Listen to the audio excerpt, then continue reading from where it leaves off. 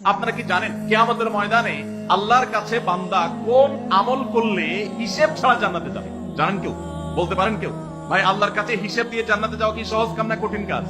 আরে আল্লাহর কাছে তো অনেক দূরের কথা। আপনি যে প্রতিষ্ঠানে চাকরি করেন তার মালিকের কাছে, উপরস্থ বসের কাছে একেবারে পুঙ্খানুপুঙ্খ করে প্রতিটা পয়সার হিসাব দিয়ে একদম সবকিছুতে পারফেক্টনেস প্রমাণ করা, এটাই তো একটা কঠিন কাজ, দুঃসাধ্য কাজ। সেখানে সারা জীবনের হিসাব আল্লাহর কাছে দিয়ে পাই পাই করে তারপর আপনি জান্নাতে যাবেন, বিষয়টা এত সহজ না।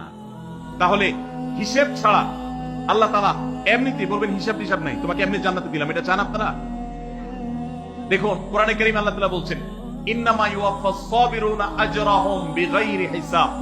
আল্লাহ বিনিময় দেওয়ার ক্ষেত্রে, সওয়াব দেওয়ার ক্ষেত্রে দুনিয়াতে যারা সবরকারী হবে, যারা ধৈর্যশীল হবে, যারা সহিষ্ণু হবে, যারা নিজেকে নিয়ন্ত্রণ করতে পারবে, এই সবরকারীদেরকে আল্লাহ তাআলা হিসেব ছাড়া দিবেন, তাদেরকে সওয়াব দিবেন হিসেব ছাড়া।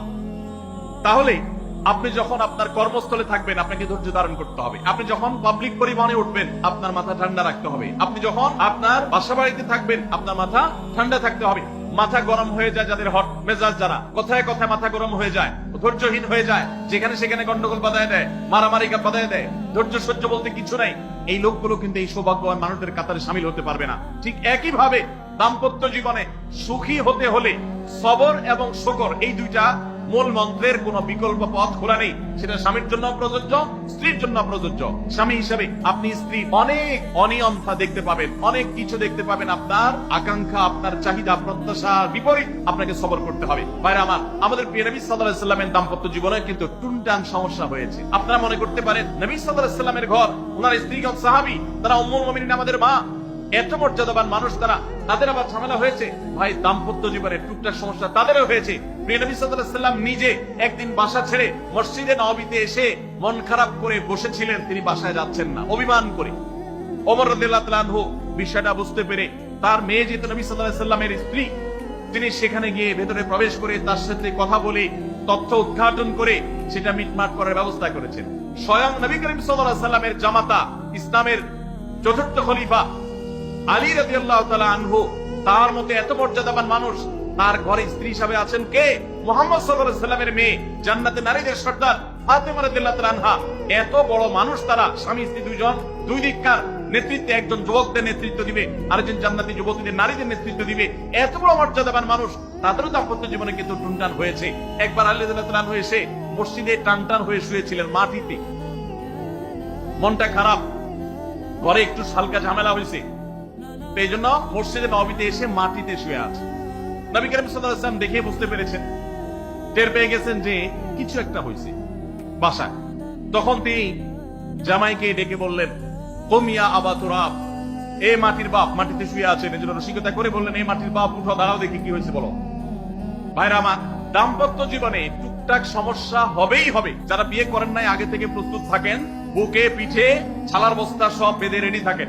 বিশেষ করে সময় যেভাবে গড়াচ্ছে তাতে করে সামনে থেকে হেলমেট পরেও যাওয়া লাগতে পারে।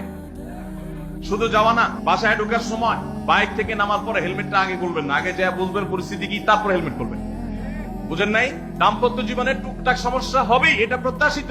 মনে রাখবেন, এই জিনিসটা যদি আপনি আগে থেকে মাথায় রাখেন তাহলে আপনার কষ্ট অনেকখানি দূর হয়ে যাবে। আমরা অনেকে আকাশ থেকে নেমে পড়ি, কি বলে, এত বড় সাহস, এই কথা বলতে পারে কেন? ভাই আশ্চর্য হচ্ছেন কেন? এর চেয়ে বেশি কথা বলতে পারে, মাথা বাড়ি মারছে, আরে ভাই চুরি মার নাই, শুকর আদায় করে। বুঝেন নাই কথা? একই কথা বোনদের জন্য প্রযোজ্য। আমার মা বোন যারা শুনছেন তাদেরকে বলছি, আপনার স্বামীর একটা কথা শুনে আপনি আকাশ থেকে নেমে পড়ছেন, আকাশ ভেঙে পড়ছে মাথার উপরে, কি এটা বললো সে, আপনি ডিপ্রেসড হয়ে যাচ্ছেন। আরে বোন, ডিপ্রেসড হচ্ছেন কেন? এটা কেন? আরো শক্ত কথা আপনাকে বলতে পারে, এটা আপনি মাথায় রাখেন, কারণ দিন শেষে তিনি মানুষ, তার ভুল হতে পারে, একটা সময় তিনি তার ভুল বুঝতে পারেন। দাম্পত্য জীবনে যদি স্বামী স্ত্রী উভয় যদি ধৈর্যশীল না হয়, সবরকারী না হয়, হুটহাট রিয়াকশন করে ফেলে, কখনো দাম্পত্য জীবনে সুখী হওয়া সম্ভব নয়।